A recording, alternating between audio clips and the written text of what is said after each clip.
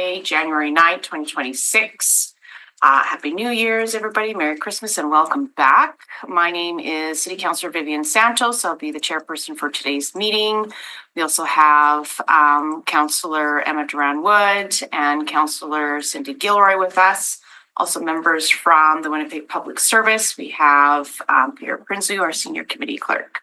Just want to acknowledge that we are meeting on Treaty 1 territory, the traditional homelands of the Red River Métis that we all have the privilege of living on. Also acknowledge our ancestral territory lands and that our drinking water comes from Shoal Lake Band number 40 in Treaty 3. And acknowledge our neighbors in Treaty 5 where our hydroelectricity comes from. Just moving on, I believe Councillor Manillard requires a motion for leave of absence. Motion for leave of absence. Okay, moved by Councillor Gilroy, for personal reasons. All those in favor? Aye, and that's carried. Do require a mover for the minutes of the meeting held on December 2nd, December 5th, 2025 to be taken as read and confirmed. Moved by Councillor Duran-Wood. All those in favor? Aye. Aye, and that's carried. We will move on to delegations. We have two people today. First one up is David Grant to be heard in opposition to the contribution agreement with Manitoba Recreational Trails Association for the Kings Park Trail Connection and Extensions Project Report number 5. I believe we have David online. Hello, Mr. Grant. Happy New Year's. Welcome. How are you? Good. Happy New Year to all of you.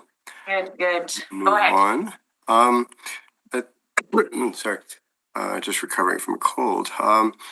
Kings Park, the subject of this enhancement or work, is one of my favorite city parks. I've been cycling its trails for 40 years. In the old days with my little kids, and then with teenage boys, and now just with my wife. Spring floods sometimes impede traffic, but it's always entertaining. When I read that those trails are about to be transformed, I tried to look into this. Imagine my surprise when I found out that the plans were not published. A third party is supplying the money, but no one is telling the public how their park will change. This seems to be a new low in transparency.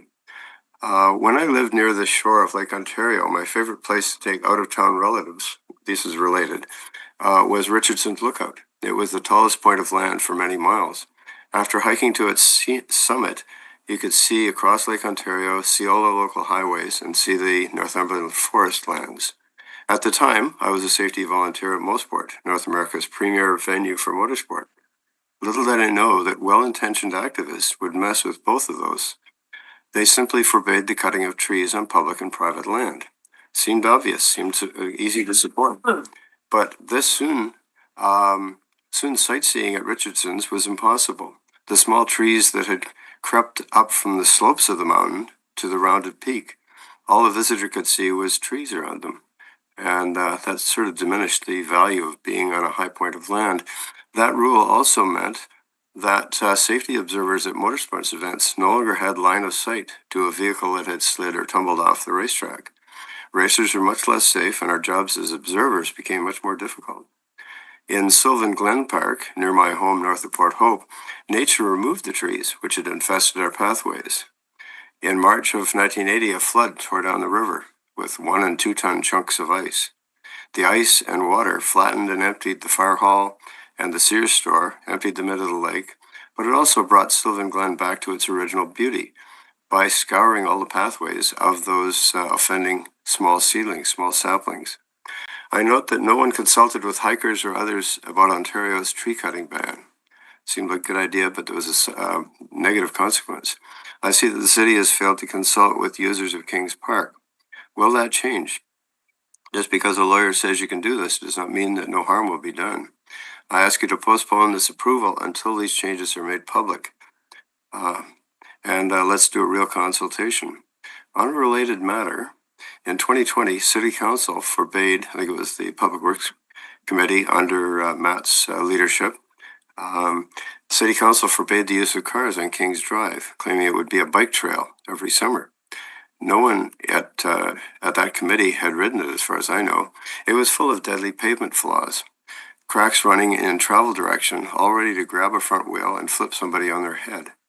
One day, as I rode south on Queen Elizabeth Way, I followed the route from the road across the low curb.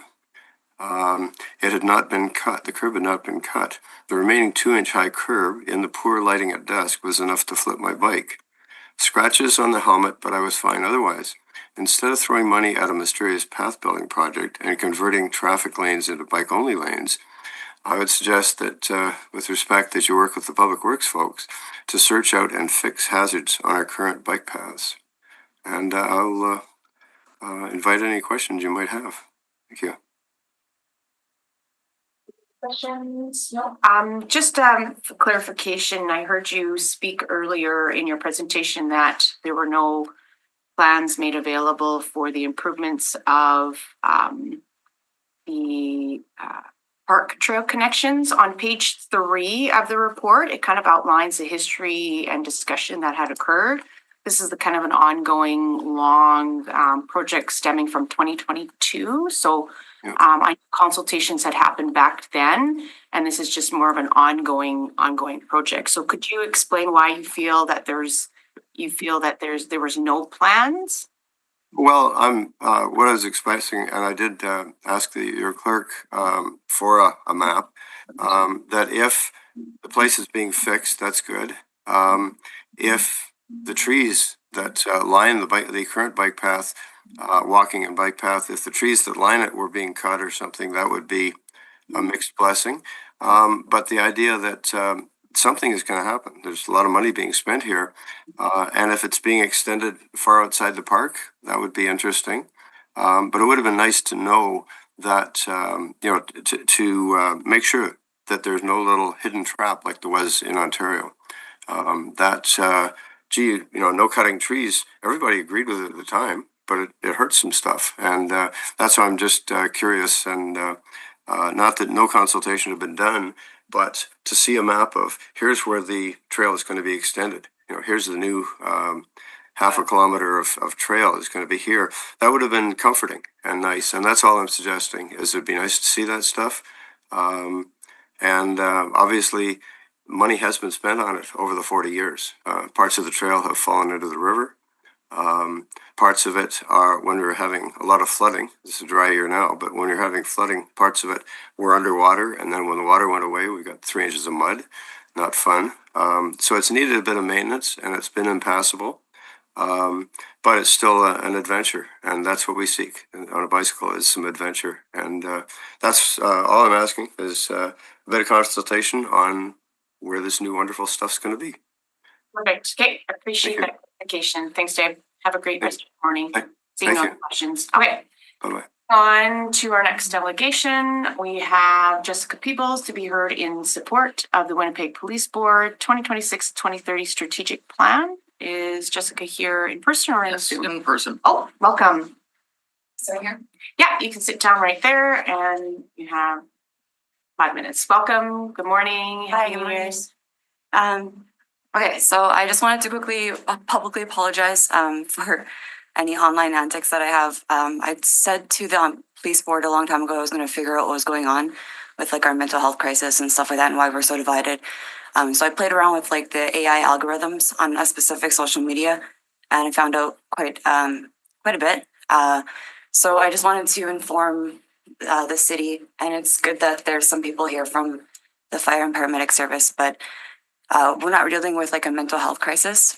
We're dealing with like AI psychosis and like echo chambers and stuff like that.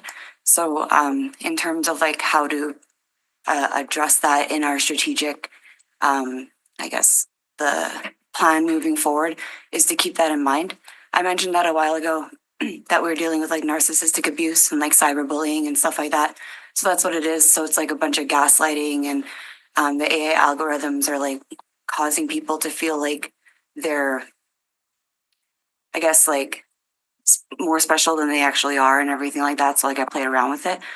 I'm going to be writing a formal report to the city, the provincial government I met with, Nahanni Fontaine, and the federal government as well, as to how we can possibly address this moving forward.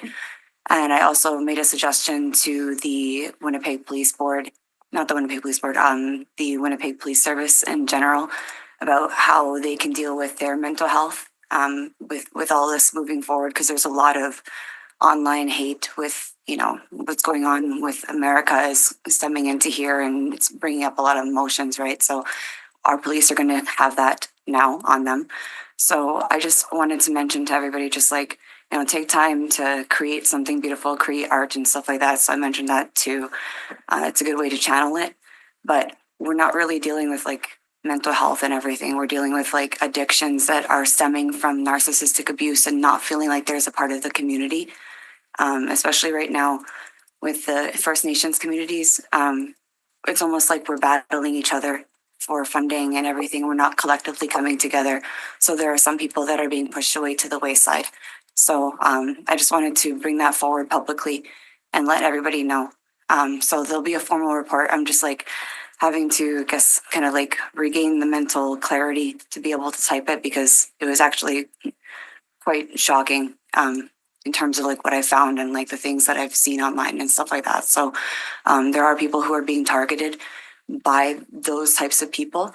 They'll surround them and then they'll say like, oh, we have your back and stuff, and then come meet us, and then they'll get robbed and stuff like that. So there's quite a lot of quite a lot that's people can't prove. So when they talk to police, they just look like they're unstable, right? So I just wanted to bring that forward so that we're not over medicating people. We're not putting people mental health labels on people when they don't actually need it. They just need like support and like a month to like mentally ground themselves back to reality. So I just wanted to bring that forward. I don't know how. I'll email everybody with a formal report on everything, with an actual formal apology for everything. But it turns out that all of my online antics, people memed it all over the world. People made money off of me. So it's really interesting to see like how easy it is to be exploited online if you don't protect yourself, right? So I wanted to figure all that out after I got cyberbullied and craziness went around about me, and to like have to try to regain my reputation back after that was insane. So just a reminder to everybody that the online world right now is not even online. It's make believe now with AI. So we got to remember to connect with everybody in person. So there needs to be more community outreach with the police for sure, and to try to like bridge the divide that's been bestowed upon us with social media over the last few years. So I just wanted to kind of let everybody know that publicly and everything, and apologize to everybody. But I couldn't let anybody know what I was doing, otherwise it would kind of ruin things. And then I wanted to see the stigma attached to what mental health, how our people on the street might be experiencing stigma as well. And I experienced it too. So it is really hard to overcome the shame mentally once you put yourself there.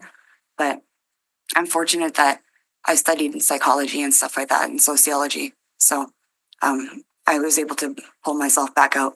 But playing around with like neuroplasticity, I understand where everybody's coming from, and it's not mental health. And I'm just worried that we're going to over medicate people. I'll see your time is up. Yeah. Appreciate your coming out and speaking and delegation. Any questions? No further questions? Thank you. Okay. Have a good rest of your day. Have a good day. Okay, no other delegations, again, nobody coming out, okay. So we'll move on to reports. Up first is the verbal update on the encampment response protocol. I believe we have Greg, how are you? Good morning.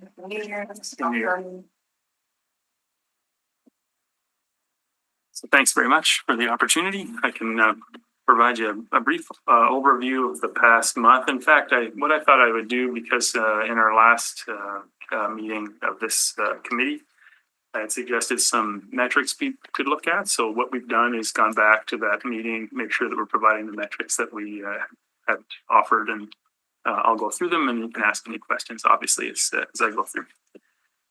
So thus far, since November 17th, when the public service had instructed to begin rolling out our protocol, we've actioned 12 public properties. And so for action, that means that we've flagged that property through a variety of means, certainly 311, through the WFPS, through the WPS, through your offices as well.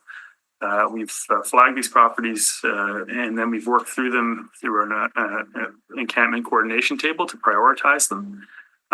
We will usually start by sending our outreach provider, dispatch them to make contact with with occupants of the site.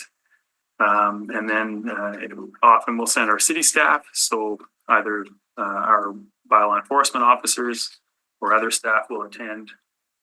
In some instances, we've placed signage notification, letting the people on site know that they're in violation of one of our bylaws. And then if necessary, we've had our outreach team to attend again to provide offers of housing.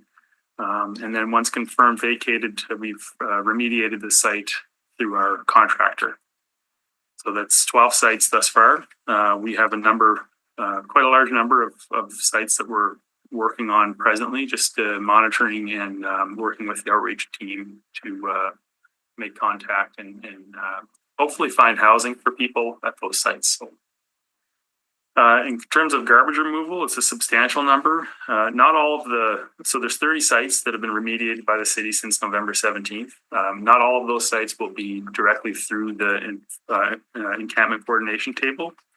Some of them will have been cleaned up after a fire, for example, or had been reported and confirmed vacated by the outreach provider. And so they'll be in direct contact with Public Works, and Public Works will send our contractor in to do the cleanup. So that's 30 sites, substantial amount of debris removed.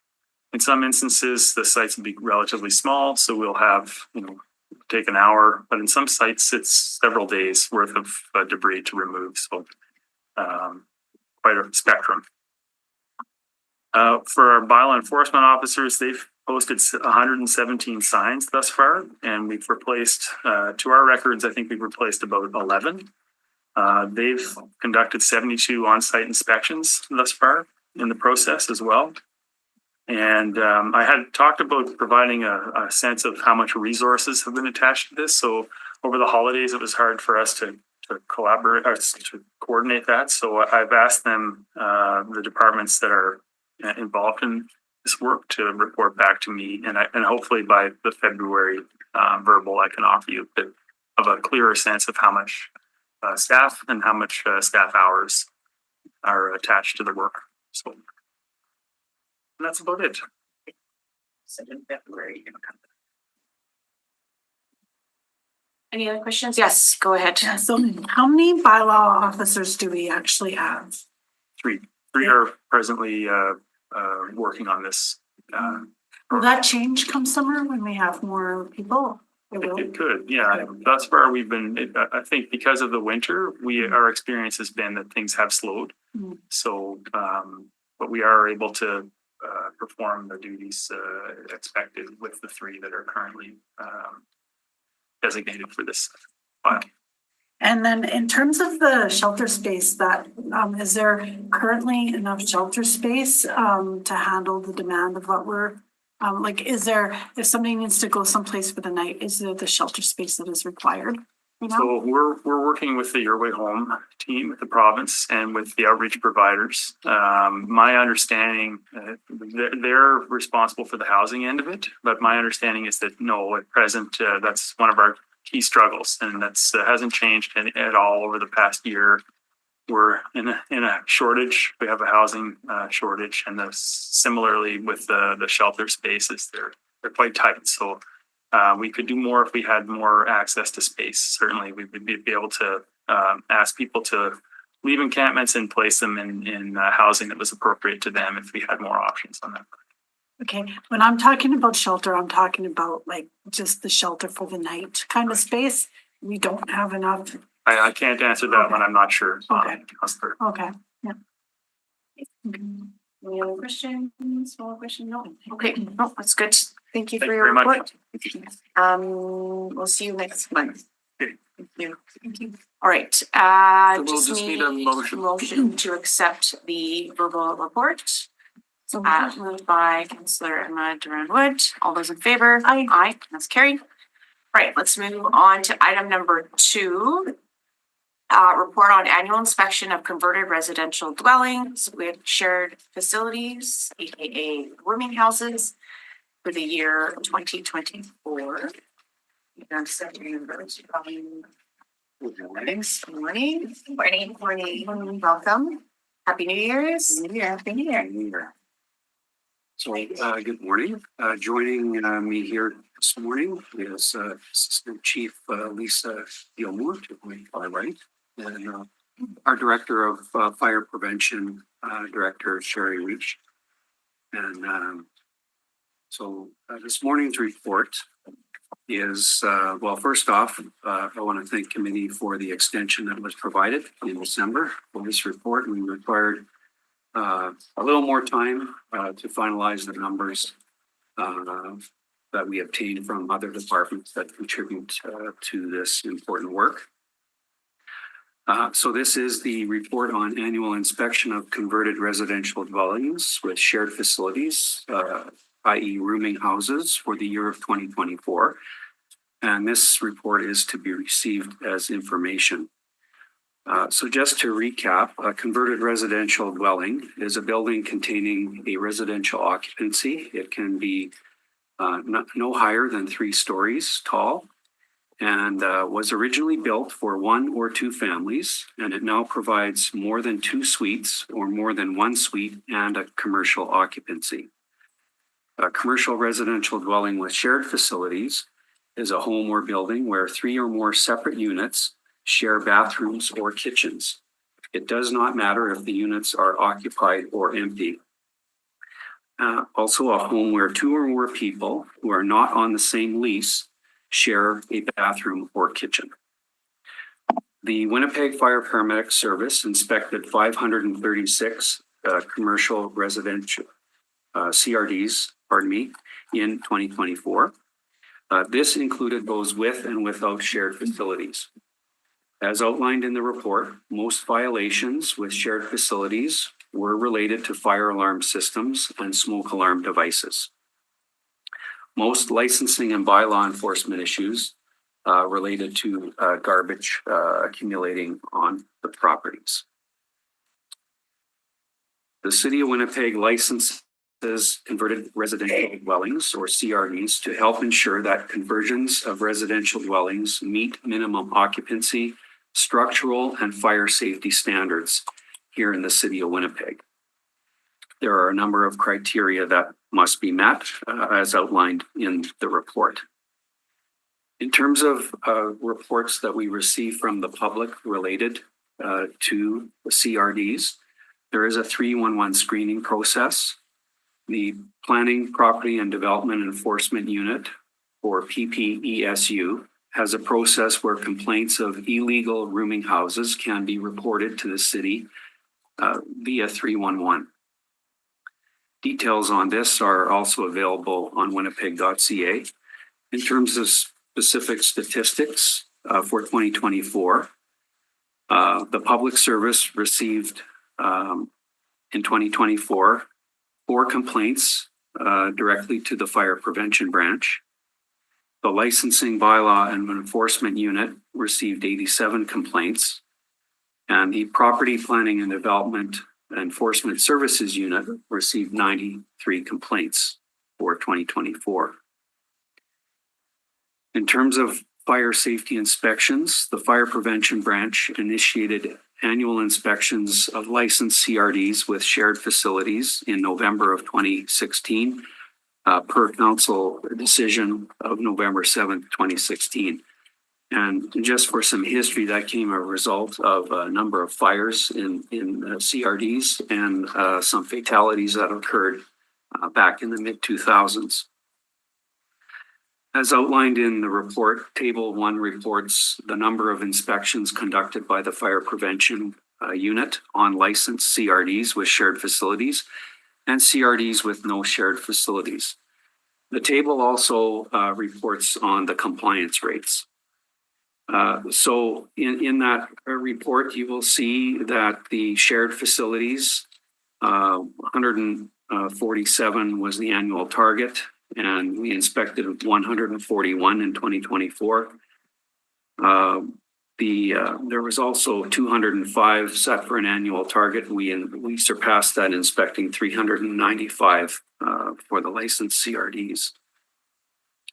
In terms of compliance, these are some important numbers, I think, for committee to be aware of.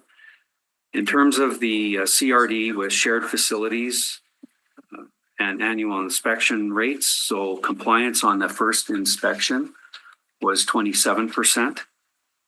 And the CRDs with no shared facilities, the compliance rate on first inspection was 30%. So those are relatively low compliance percentages, and speak to the importance of this work in terms of ensuring that our officers are out inspecting and ensuring that we have compliance. The good news is through the work of the inspection unit and the relationships that they have developed with property owners over time, the inspection compliance on second inspection rises dramatically for both types of occupancies to 95% on second inspection and 100% at third inspection. So that's very good. And again, that's a testament to the work that the team is doing in fire prevention. Page 6 of the report details, there's a chart there which details the deficiencies. Again, as mentioned, the bulk of the deficiencies relate to fire alarm systems and smoke alarm violations. And there's a number of others here as well related to fire escapes.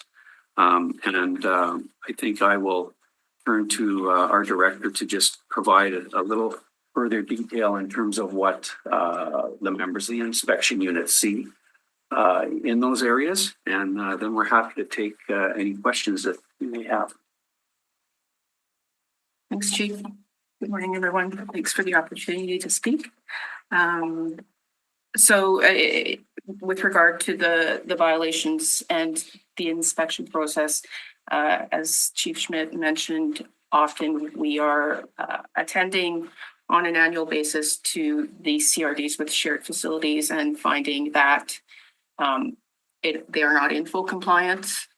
So 2 out of 3 times that's the case. It can be as severe as not having smoke alarms, or it could be as way less severe as having an emergency light that needs some work. Not that that's not also a problem, but by the time we go back, we say, repair this issue. We usually go back, depending on the severity of the violation, within a week or 2 weeks, and those deficiencies are corrected. So we get a really great compliance rate. As the chief alluded to, we have good relationships with most CRD owners. There are some problematic issues, so we don't have 100% compliance rate on the second inspection with all the time. So that's when some fees kick in, and it takes a little bit of extra effort to get some compliance sometimes. The work is important. Not having a smoke alarm at all, or having a smoke alarm covered up by a bag, or having a smoke alarm removed is a significant safety issue, and those kind of issues we address within 24 hours. If it's a weekend, it would be the Monday, but it's an immediate life safety risk that we take very seriously. And I do believe that the work that our members do has saved multiple lives, and continues to be important work. Happy to take any questions. Go ahead. Yeah. Do we require the smoke alarms to be wired in? So if they are currently wired in, and they were wired in when they were approved as a CRD, they have to maintain that. 10-year lithium battery operated smoke alarms are permitted for the bylaw. So like, is that like, I know because we need rooming houses, right? So I know, is it like a cost prohibitive thing on why they're not getting them wired in? I'm not sure. The question has never come up. We've always allowed for the 10-year lithium units. Not having battery powered smoke alarms go missing, but a lot of the times, even with a hardwired device, if somebody doesn't want their smoke alarm beeping or they find it a nuisance, they'll put a bag over it. So there are ways around, even the hardwired units. They also can be removed, but I would think that it would be definitely more cost prohibitive to tell everybody that currently has the opportunity to use 10-year lithium battery powered smoke alarms that would have to hardwire them in now. And just a quick question, what, so how many, welcome, Counselor. Well, how many units did we inspect in 2023? Previous years? I do. Okay, perfect. So in 2023 for shared facilities, so that was last year's report for the year 2023. The target was 123 for shared facilities and we completed 139. So we went up by 20 units, 20 licensed. Yes. And then what's the other number? For non-shared facilities, 190 was the target and 206 was the actual that we inspected. Okay. So for that number, so council mandated shared facilities are an annual inspection. The CRDs that don't share facilities, council mandated a 30-month interval for inspections. So the overall number of CRDs is divided by 2.5 to get that target number. Okay. So sometimes we've done more in that span than what the target is. Excellent. Okay.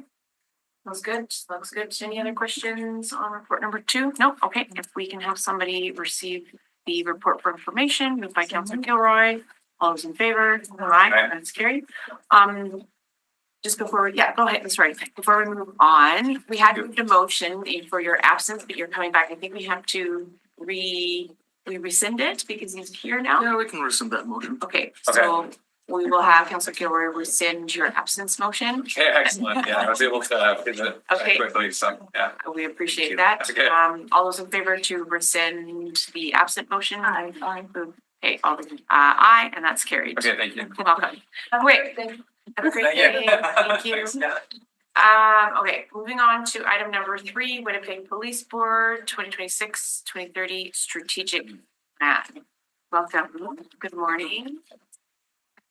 Morning, councillors. I'm Jeff Wiggett. I'm Executive Director and Board Secretary for the Winnipeg Police Board. This morning, the board is sharing the 2026 to 2030 strategic plan for the Winnipeg Police Service. This is a plan that's developed by the board in consultation with the police chief and the executive of the Winnipeg Police Service, with an ultimate goal of ensuring that the policing services delivered in Winnipeg are aligned with the needs, values, and expectations of the community.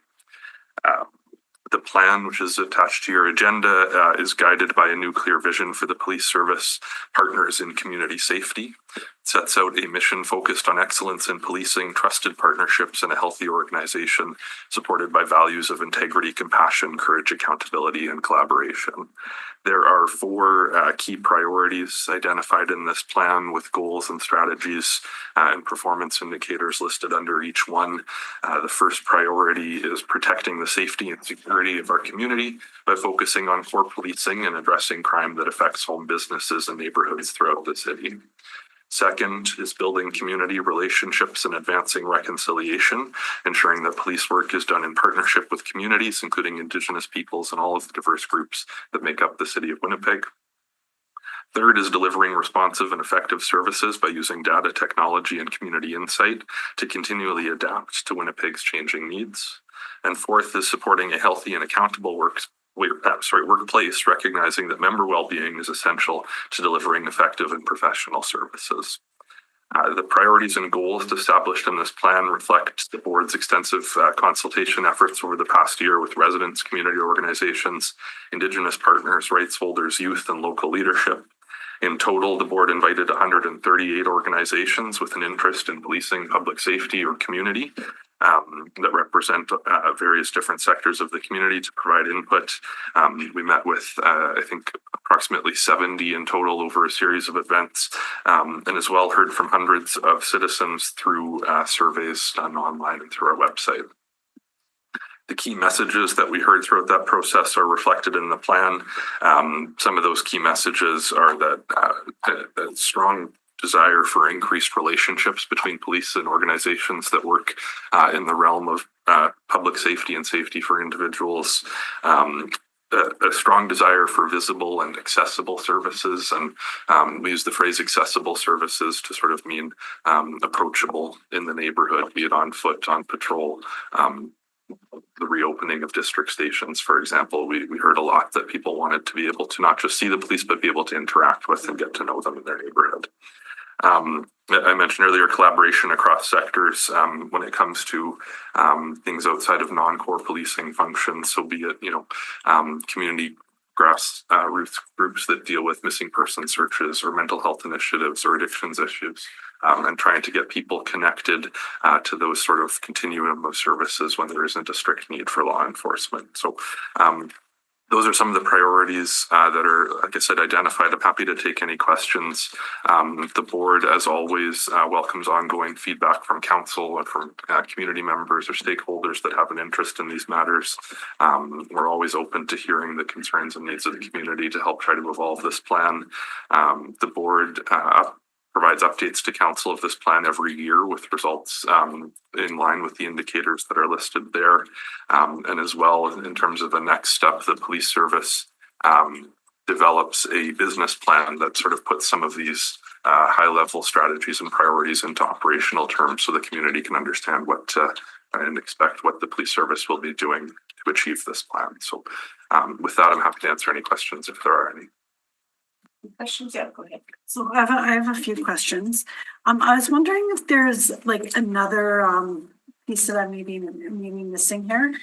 So for example, under number 6, on page 6, sorry, under your goals, I'm kind of trying to figure out like how are you going to achieve these strategies? Like, so for example, effective execution of core policing activities that produce and demonstrate results in responding to crime and community concerns. I guess I'm kind of curious on how you're going to do that. Like I do understand you have the strategies written down, but a lot of the time those are things you're kind of doing anyways. What is the like how are you going to do that? So that's the next step that comes when the service tables their business plan. So the chief of police develops that, tables it, and develops it in consultation with the board that speaks to the particular initiatives that are going to carry this out. So that's in development now. We expect it to come at the next police board meeting, which is I think March 5th or 6th. And so that's where you'll be able to see a lot more of those details of exactly what on the ground it looks like. Okay, that's perfect. So that's kind of what I'm kind of interested in hearing, kind of some of the new ideas that they're coming forward with. So like, for example, delivering programming that supports marginalized groups, racialized people, youth, and other groups, and face equalities. Like there'll be actual examples at the next meeting on how you're going to do that. Yeah, so the board is through this plan asking the service to come up with an operational plan to demonstrate how they're doing those things. That was one of the key messages that the board heard from community, in particular from racialized communities and people that come from backgrounds and may have come to this country from places that don't have positive relationships with government and authority, and so are looking to the Winnipeg Police Service to find ways to build that relationship and foster some of that trust. So yes, that again is sort of that next step of the service will demonstrate to the board how they're going to achieve these. Oh, okay. And then that just comes back to, will it come back to this committee or does it stay at the police board? So the board will provide an annual update to this plan based on with updates to the performance indicators that are listed under each priority. So this year, the board and the service are jointly going to conduct a community satisfaction survey. We're going to try to gear some of the questions that are asked in that survey directly in response to some of these goals and strategies to help paint that picture. The service's business plan is reported at the board level. This is sort of meant to provide a high level capture of what's in this for council's information. Okay. Yeah, because I'd be interested in hearing kind of more of the like tangible things that they're doing. Like, so for example, in my community, we're seeing a lot of like violent crime and theft for small businesses. So they're really impacted. So like, what are the strategies that the Winnipeg Police are gonna do in order to, and is that a priority for, for the board as well, right? So I'll be able to kind of find those like after this. Okay, perfect. And we're always happy to entertain if there's something that you're not seeing and you're looking for information on, we're always happy to do what we can to facilitate the sharing of that. Perfect, great. Well, thank you for that. Councilor Allard, you had a question? Yes, well, I'm pleased to see road safety is being one of those bullets that's in the strategy. So thank you very much for that. I had raised that with the police, and I'm pleased to see it in the document. I was wondering if it would be feasible to have a mid-year report so that we can have a touch base like in the middle of the year. Is that something that'd be advisable or not? I know I'm raising it without prior notice, so I'm putting it out there as a question. I can take that away and see if there's a means to do so. It may, We could always bring it back later through motion. If there was an interest. The bylaw requirement for reporting is an annual update. Yeah. But like I said, though, we are looking for ways to increase the level of communication that the board has with interested groups, including council, given obviously the role of council to fund the service and represent people of Winnipeg. So I think there's certainly room for conversations on how we can ensure that we're providing as much information as council needs to achieve its role, and whether it's formal reporting through a committee structure or if it's informal requests for information. I think the board is happy to have those conversations. Okay, and then Madam Chair, through you to our administration. Yeah, I mean, in the past, I had asked for more regular reporting for the police on pedestrians and driving safety in particular, because I think MPI only publishes annually, but it ends up being like 2 years old by the time the MPI numbers are out. And I was looking for ways to have like MPI and police talk to the road safety strategy people so that there's like all the information is getting funneled into the one place where road safety decisions are being made. And I don't know how much work has been done since I've last asked the question. I know that there had been a preliminary, what I saw as advance in terms of the police reporting more regularly on that, but those are the types of things that I wanted to ask, like either through a report coming back here or offline or any other means. So yeah, I'm happy to take that away and see if there's an update I can provide. Okay, I know many of the people that I talked to are very much concerned about those issues. So okay, thank you. Any other questions? No. I just have one question, just with respect to priorities. Yes. Are you able to tell me what is the difference from the previous 5-year strategy to this year's new 5-year strategy? So what has been, I guess maybe give me the most significant change. Yeah, so if you recall the previous strategy that covered 2024, it was very brief in terms of the strategy that it set out. The actual headings of the priorities are not all that different. If you take the two and compare, they sort of fall under the same heading. And that was something that, from my perspective at least, caught us a little bit by surprise when we went out and did the engagement and heard the things we were hearing actually still very much aligned with those headings. It was a strong desire, though, to include a lot more substance in that. So if you recall the last plan, it had a priority and a couple bullets of sort of things to look at. Very intentional with the development of this plan to expand on what was there, but also try to identify some key indicators that we can look at to see if the strategies are moving the needle. And so something you don't see in this plan, and it's an intentional choice, is a target like, reduce something by 10% or increase that. And that's in recognition of what has sort of become a best practice across Canadian jurisdictions of recognizing the actual ability to influence some of those numbers comes from a lot of social influences and other things. And so we don't want to sort of set a target that can't be achieved. And so that's a long way of saying, if you know, a very concise way of looking at it would say it's the same priorities as it were. I would suggest that this is a much more tangible and sort of toothy plan that can actually give some indications of if success is being achieved. Thank you. Seeing no other questions, I'll move the okay, report. Councillor Allard moves the report for information, I believe. For information, and it proceeds up to council. Okay, and proceeds to council. Okay, all those in favor? Aye. Aye, and that's carried. Moving on to item number 4, reallocation of capital grant for Maple Grove Rugby Association for equipment shed to a water cistern project. I believe we have somebody from Community Services to come and speak Oh, yeah.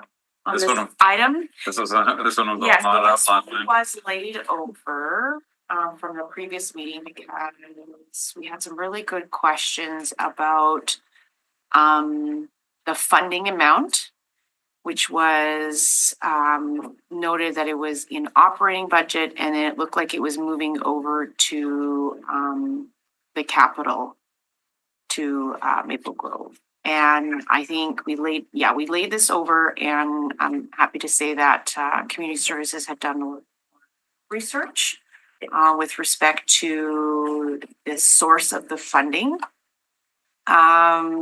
If you look at our inbox, I believe Peter had sent some suggested amendments to Riel Community Committee's recommendation. They sent it earlier this week to me. I had forwarded on to Councillor Marcus Chambers, who was the mover of this motion. And so far, you know, he seemed to be in support of that.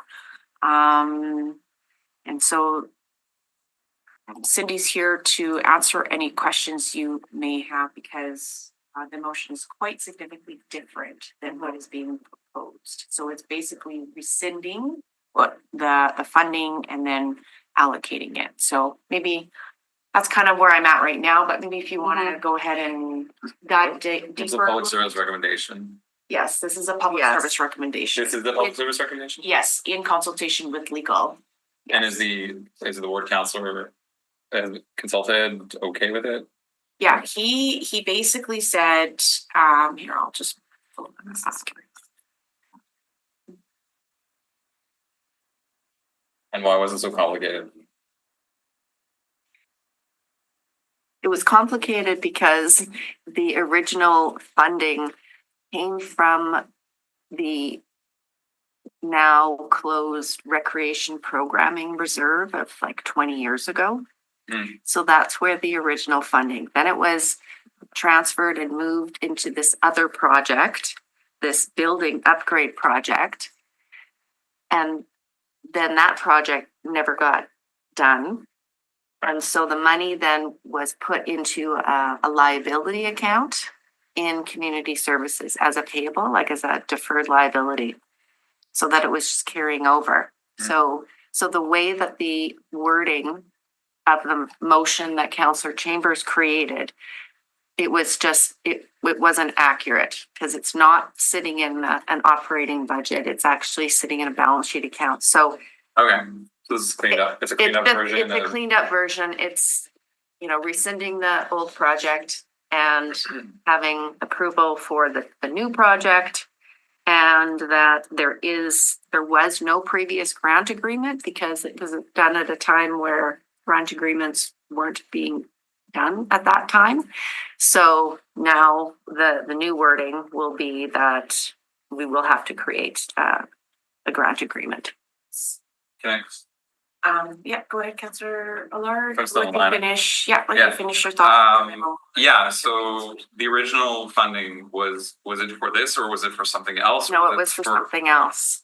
Okay, it was but I for- do recall Councillor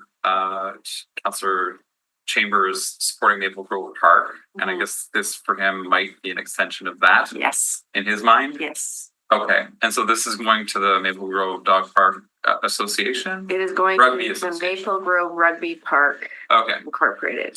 they're a good bunch, I think, from what I know. Anyway, I think I'm done with my Okay, question. Councillor Gilroy. I guess I'm really confused. Mhm. So like, I guess for me, the concern is why are we taking community service funding and putting it to a water cistern? Like, why would we not? Yeah, I mean, that's not, that would be a water and waste thing. And so my concern is that the funding, if we do have extra money for funding for community services, it should be utilized for that. Regardless of if it's a good project. We already have low amounts of money in this department to begin with, so. Well, this project, from what I understand, it's the installation of a permanent water cistern system that's needed to provide a reliable on-site source of potable water to address a boil water advisory concern and to meet provincial drinking water requirements. So I don't think it's a water. I don't know if it's a water and waste project. I've talked to municipal accommodations. I've talked to Parks and Open Spaces. I've spoken to real estate. And this is more of a Parks and Open Spaces project. I see your point, Councillor. But I understand what you're saying. This isn't, like I said, this wasn't a recommendation for a project from Community Services. This is a recommendation from the councillor to utilize those funds. Yeah, that he happened to look back and find the funds. That doesn't mean that that's an appropriate use of those funds, just because somebody found it. Like, I guess that's my concern. Like many of us have projects that could be used, and so. Councillor Gilroy, let's go find $45,000 for a fund somewhere for something in your ward. I just don't. Yeah, I understand you're questioning the value of the project. But I mean, that I can't over other comment. projects, Yeah, for I other can't comment. projects. But I can just, I don't know if I'm in order or not. Well, I guess for clarity, because there was a decision 2017, it was originally for Maple Grove Rugby Park. Yes. Okay, do we know what the building upgrade project was back then that they wanted to do? Wasn't it more of a clubhouse then? Or field upgrades or it might have either been an access road? I don't know, it says It cost said of- it was for a building upgrade. Yeah, okay. Yeah. So they have So a, it's still using for the same Just- park. yes. May I speak in Sure. favor of? Yeah. So $45,000, if that means potable water for those thousands of people that access that site, that seems to me like good value for money. I mean, in terms of the sourcing, Councillor Gilroy, and the path, and relative to all the other projects in the city and the benefit. I mean, we don't have that information in front of us today, but I do know that that park is very, very well used by many groups. Like I've seen hundreds, thousands of people in that park before. And if we're creating potable water from rain in that park so that people can be active, that feels like a good project. The other, if I may add, by allowing the potable water, it would then allow the facility to meet requirements to host provincial and national level rugby events. The problem is we're not going to get the pipes there. It would cost. No, I think it's in an area where you're not allowed to drill well waters. I remember being on. Oh, so we can't get the water from the groundwater, and we can't get the pipes there. It's, That would I think cost there was a secondary billions of plan that dollars. stops you from actually Okay. drilling wells in it. So the only way any water source that can be going to this community, this specific area, you need to do potable water. So you're either relying on the rugby players or the players to bring their own water, or we at the city of Winnipeg, I guess this building, install a water cistern project. I don't think it's rainwater. I think they would actually have to have water delivered to their cistern on a monthly basis. And that would be, Oh, it's not raining. no. Cisterns are like big canisters, and then they have City of Winnipeg water delivered to them for a fee. So there's operating costs to actually bring water to this facility. And I'm assuming that the So I imagine Maple another Grove layer Rugby Park would of be paying magic for that that. isn't there. So, all right, got it. That's how I understand cisterns and well waters. It's fascinating stuff. Yeah. It is. I'm supportive of this amendment. It's been stated that it was originally for building upgrades that obviously, I guess, does not required. I guess you don't really know if building upgrades are required for this particular site. I know in the capital budget, we have certain building upgrades that are done through municipal accommodations, which you're not aware of. There's another layer to this too, because I remember getting angry with Councillor Chambers for issues similar to perhaps those that Councillor Gilroy is bringing up. There was a window of federal grant applications, and there was lobbying happening with MPs directly in the context of the federal election. And this was one of those projects that was competing with some of the projects that I wanted to see move forward. And so I remember having some words, and I don't know if it's this is still that. Like, is this, does this all stem from that? Still? I don't know. What I can tell you in addition though, is that the total cost of this project is more like $100,000. So there was $40,000 from the communities fund that was already provided.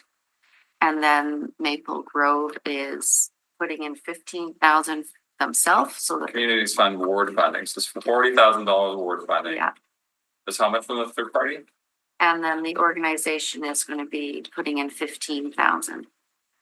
And then the center is putting in 45, and that center might be old ward money. No, the center, like Maple Grove is putting in No, I mean 15,000. the center is in the Oh. corporation, City of Winnipeg. Like if this is City of Winnipeg money, 45,000, Yes, yes. yeah. yes. 50-cent dollars, it's 40-cent dollars. Seems like a pretty good deal. So if I could just read out for the record, for the public whoever's watching, there will be an amendment, so we would need to actually delete all of the recommendations and have new recommendation 1, decision of December 4, 2017, approving funding in the amount of $45,000 to the Maple Grove Rugby Park Inc. to assist with the cost of the building upgrade project be rescinded. Second recommendation that Maple Grove Rugby Park Inc. be authorized to utilize the $45,000 for the purpose of the water cistern project. recommendation number 3, that prior to the payment of the $45,000, the city enter into, execute, and deliver a grant agreement with Maple Grove Rugby Park Inc. and the Chief Administration Officer be authorized to negotiate and approve the terms and conditions of the agreement and such other terms and conditions deemed necessary by the city solicitor or director of legal services to protect the interests of the city. And for recommendation 4, that the proper officers of the city be authorized to do all things necessary to implement the intent of the foregoing. And for clarity, this Yeah. would proceed up to EPC and council as well. Okay, sounds good. Appreciate that. Councilor, do you move the? Well, first, I mean, I'm looking at our table and the number of votes, and I'm prepared to move, but it's not going anywhere without consent. So, I don't know. I'm ready to move it. Unless there's any other questions for the administration? No other Yeah. questions, so, yeah. Okay, Okay, so I will moved move by the Councillor motion Leonard, that you And then read out. motion. Yeah. Okay, all those in favor? Aye. Those opposed? Don't seeing anybody. Okay, and that is moved unanimously. All right, thank you. That will move up to council for further debate. All right, moving on to item number 5, contribution agreement with Manitoba Recreation Trails Association for the Kings Park Trail Connections and Extensions Project. We have Public Works. Yes, good morning, Chair and committee members. Happy New Year. Yes, it's always a joyous occasion to be here in a new number. As we know, regardless of any type of third-party funding, we require essentially council approval through the committee for the new councillor on the process. So what we're doing here is in regards to the contribution agreement with Manitoba Recreation Trails Association for the Kings Park Trail Connections and Extension Project is we're seeking approval to enter into the agreement with MRTA which would provide up to $300,000 for the Kings Park Trail connections and extensions. This project is based on current estimates, and if approved, we would also have to create the capital budget and increase that budget allotment through the department.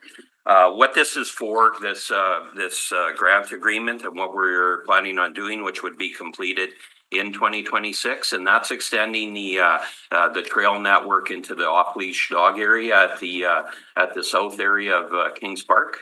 So that's the deliverable here on the project. So we're seeking approval to proceed this through for acceptance of the grant agreement. This is St. Edward's Ward, obviously, off-leash dog park. It's on it would be in the Councillor Luke's ward because it's Kings Park. Ah, okay. This is on that side. I've been to the old ones, Kilcona, Maple Grove. Yeah, I haven't been to this one. yeah. So Kilcona and Kings Park in 2022 received. We invested $1 million there as part of those projects. So there was about 300 meters extended on the Kings Park side. And this is more or less a continuation of that extension to give proper walking trails into that off-leash dog area. Do you know how it's used relative? Yes, it's very well used. I don't have numbers in the report. This is a very popular location, not much different than Kilcona Park. Okay. So this was approved, and this is not new money. This is approved money.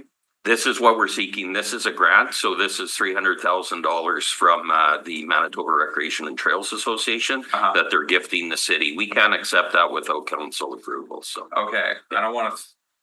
I thought gifts had to go through P&D. Is that not correct? Well, when I say gifts, I should have actually rephrased myself. It's a grant agreement. Okay, so it's different if it's that's like correct. if it's traffic signals that some people want to install in school zones that have to go to one committee. Yeah. Okay. So this is in order? Yes. Okay. Okay, yeah, go ahead. I'm just looking in the report under implications of the recommendations. It mentions the 2023 regional park capital budget. Is that a typo? Should it be 2020? No, because that was the budget when this was applied for. So Oh, okay. yeah, so it just goes back, and then what it'll do is roll forward. It's because it's a capital program. You either close that and move it forward, or you request to move that budget forward for future years. And the reason being is that's when the grant application was. Yeah. Any other questions? No questions? I'll move it. Okay, moved by Councillor Lart. All those in favor? The dogs. Okay. Aye. The dogs. And then, Item number 7, Nature Smart Climate Solutions Fund. We're seeking a 90-day extension for this report. I want to make sure that the committee also knows that we have a council seminar slated for January 27th on this report. There's a lot of details here that we need to discuss with council members as a whole before moving this report forward. In other words, let's make sure we're well understanding of what we're trying to achieve here, and then it'll be. I know we have 90-day extension, but more or less, if we go through that, I think we might be able to present it earlier if we're lucky. I'm willing. I'm ready to move it, but I do have a question, Madam Chair. Does this have anything to do with the monies that were included in the budget update that were for buildings? Like, No. Okay, this is something different. Yeah. Okay. This goes back to a request through the chair to Councillor Allard. This goes back to a request of being in a better position to take advantage of federal funding initiatives like the Smart Climate Solutions Fund. Okay. So what we came back, or what we're trying to do, and that's what we'll deliver at the council seminar before coming back here, is we have a strategic plan of preparing ourselves a little more effectively, so we can be more nimble when these opportunities present themselves. Excellent. Yeah, Okay. I think that's a good thing. perfect. You have a question? Yeah, do you know the Nature Smart Climate Solutions Fund? Because I know that the federal It's closed right now, council. okay, Yeah. so this is like in anticipation of when and is this planning process something that could apply itself to other types of funds? So through the chair, there's a couple of things that we probably need to talk about at the council seminar, but in a way, the answer is yes. Like the Smart Climate Solutions Fund was the